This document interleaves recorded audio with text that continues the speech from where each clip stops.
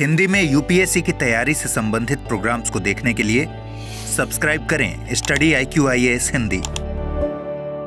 Hello दोस्तों, स्वागत है आप सबका स्टडी IQ-IAS हिंदी पे। मैं ललिता दहिया। दोस्तों, बहुत महत्वपूर्ण मुद्दा चर्चा में है।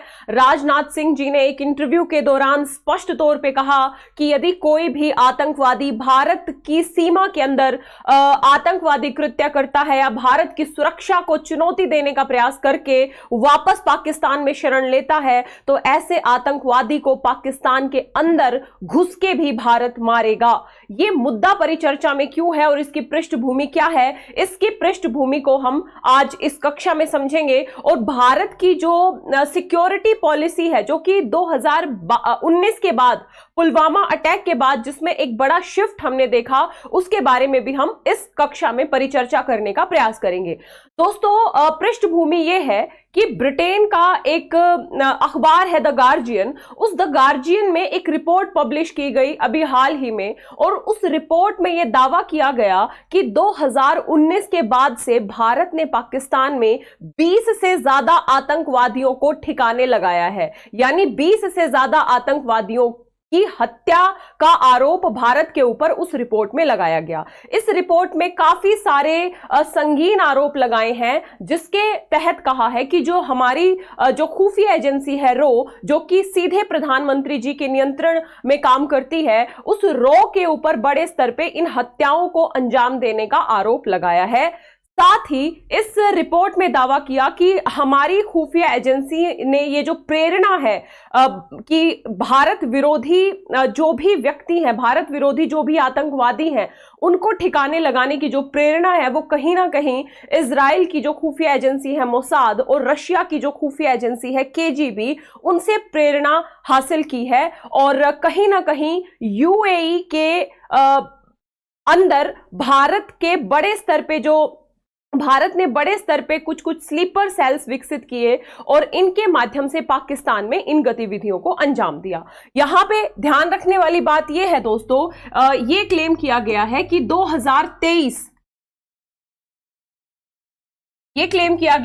2023 में ही अकेले 15 हत्याएं भारत की तरफ से की गई हैं। अपने आप में ये काफी संगीन आरोप था भारत के ऊपर, और काफी बड़े स्तर पे इसमें पुष्टि की गई है। यहां तक कि जो पाकिस्तानी ऑफिशियल्स हैं, उन्होंने बड़े स्तर पे सबूतों की बात की है भारत के खिलाफ। ठीक है, अब इस मुद्दे के ऊपर जो है परिचर्चा की गई। बेसिकली एक इंटरव्यू चल रहा था, उसमें राजनाथ सिंह जी से गृह और विदेश मंत्रालयों के ऊपर काफी बड़े स्तर पे परिचर्चा हो रही थी। इसी परिचर्चा के बीच में राजनाथ सिंह जी से पूछा गया कि ये जो द गार्जियन अखबार में जो रिपोर्ट पब्लिश हुई है, इसके ऊपर आपका क्या विचार है। इस रिपोर्ट में कहा गया है कि हमारी खुफिया एजेंसी मोसाद और KGB जैसी एजेंसियों से प्रेरणा जो है हासिल करके इस तरीके की गतिविधियों को अंजाम दे रही है। इस पे आपकी क्या राय है। तो इस मामले पे राजनाथ सिंह जी ने स्पष्ट तौर पे कहा कि आतंकवादियों की हत्या की है ना, तो ये अगर कोई आतंकवादी, हालांकि रिपोर्ट के ऊपर राजनाथ सिंह जी ने कोई पुष्टि नहीं की, लेकिन राजनाथ सिंह जी का स्पष्ट तौर पे कहना था कि यदि कोई भी आतंकवादी भारत की धरती के खिलाफ कुछ भी क्रियाविधि करता है या भारत की सुरक्षा के समक्ष कोई भी चुनौती पेश करता है और वापस अपने जो देश पाकिस्तान में चला जाता है, तो ऐसे आतंकवादी को हम पाकिस्तान के अंदर घुस के मारेंगे। ध्यान रखिएगा, यहां पे राजनाथ सिंह जी ने स्पष्ट तौर पे यह भी कहा कि भारत अपने पड़ोसी देशों के साथ स्वस्थ संबंध रखना चाहता है। हम किसी भी प्रकार की हिंसा, किसी भी प्रकार के नकारात्मक संबंधों के खिलाफ है। हम सकारात्मक संबंध स्थापित करना चाहते हैं, स्वस्थ संबंध स्थापित करना चाहते हैं अपने पड़ोसी देशों के साथ। भारत एक ऐसा देश रहा है जिसने ना तो किसी भी देश पे पहले आक्रमण किया, ना ही किसी देश की इंच भर जमीन पे कब्जा किया, और ना ही आक्रामकता अपनाई किसी भी देश के खिलाफ। ये भारत का चरित्र रहा है। और यहां मैं कहना चाहूंगी, आप कितने भी युद्धों को उठा के देख लीजिए, चाहे हमारे 3 बड़े युद्ध पाकिस्तान के साथ हुए, एक बड़ा युद्ध चाइना के साथ हुआ, और भी छिटपुट जो झड़पें होती रहती हैं बॉर्डर पे, इसमें किसी भी युद्ध में भारत ने पहल नहीं की थी। भारत ने प्रत्येक युद्ध का जवाब दिया था। तो यहां पे भारत के चरित्र को समझना जरूरी है। लेकिन स्पष्ट तौर पे मंत्री जी ने कहा कि अगर कोई भारत को आंख दिखाएगा। यानी यदि भारत के सुरक्षा के संदर्भ में भारत की सुरक्षा को कोई भी चुनौती देगा तो अब भारत उस को बख्शेगा नहीं। अगर हमें जरूरत पड़ी पाकिस्तान के अंदर जाके उसकी हत्या करने की तो हम उस बात से भी नहीं हिचकेंगे। यह अपने आप में काफी बड़ा स्टेटमेंट है, ध्यान रखिएगा। और द गार्जियन की रिपोर्ट अपने आप में काफी बड़ा आधार तैयार करती है इस बात का। इसकी 2-3 पृष्ठभूमि और हमें समझने की जरूरत है दोस्तों। अभी हाल ही में भारत के ऊपर ये आरोप द गार्जियन में तो केवल पाकिस्तान के संदर्भ में लगाए गए, लेकिन विदेशों में जो एक तरीके से खालिस्तानी आतंकवादियों की हत्या, विशेष तौर पे कनाडा और यूएसए की तरफ से भी ऑफिशियली भारत पे ये आरोप लगाए गए थे कि जो कनाडा में खालिस्तानी अतिवादियों की हत्या हुई या यूएसए में हत्या का प्रयास किया गया, इसके पीछे भारत की भूमिका थी। तो भारत के ऊपर ये आरोप लगते रहे हैं। लेकिन इस जो गार्जियन में ये बात कही गई है कि पुख्ता सबूत है पाकिस्तानी ऑफिशियल्स के पास, और यहां पे जो आतंकवादियों की हत्याएं की गई हैं, लगभग 20 आतंकवादियों की, इन आतंकवादियों में बड़े स्तर पे जो खालिस्तानी आतंकवाद को प्रमोट करते हैं भारत में, उनकी हत्या की भी बात है।